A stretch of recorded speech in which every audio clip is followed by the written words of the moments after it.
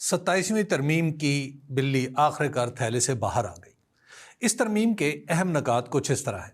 Number 1، article 243 میں تبدیلی کرنا، اور آرٹیکل 243 دراصل مسلح افواج یعنی تمام مسلح افواج کے سربراہان کے تقرری اور ان کی مدت ملازمت کے حوالے سے ہے۔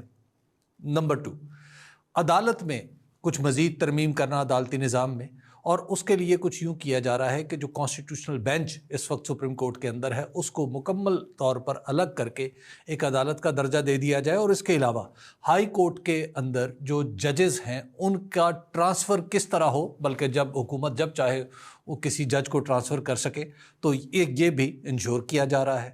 تیسری چیز جو اس میں کہی جا رہی ہے وہ یہ ہے کہ NFC یعنی جو صوبوں کے درمیان اور وفاق کے درمیان فنڈز کی تقسیم کا فارمولا ہے، اس کو بھی کچھ یوں بدلا جائے کہ صوبوں کے پاس جانے والے فنڈز کچھ کم ہو جائیں اور وفاق کے پاس فنڈز کچھ زیادہ ہو جائیں۔ اور پھر اسی کے ساتھ جڑی ہوئی جو 18ویں ترمیم سے ایک جڑی ہوئی چیز ہے وہ صوبوں کا اختیار ہے جو تعلیم اور پاپولیشن پلاننگ کے حوالے سے ہے۔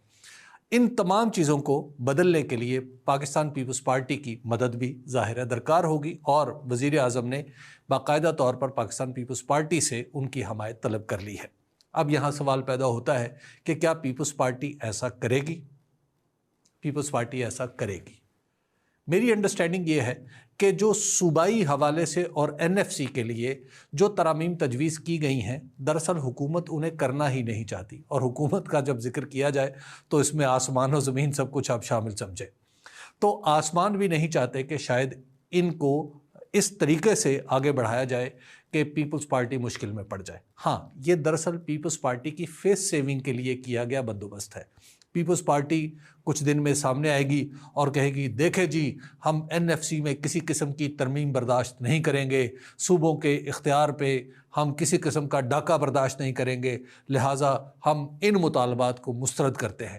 تو اس طرح پاکستان پیپلز پارٹی کو ایک راستہ مل جائے گا، وہ اس میں سے پولیٹیکل پوائنٹ سکور کرے گی، لیکن جو باقی ساری چیزیں ہیں یعنی آرٹیکل 243 اور عدالت کے نظام میں تبدیلی جو عملاً عدالتی نظام کی تباہی ہوگی، اس پر پاکستان پیپلز پارٹی بڑی سہولت سے دستخط کر دے گی۔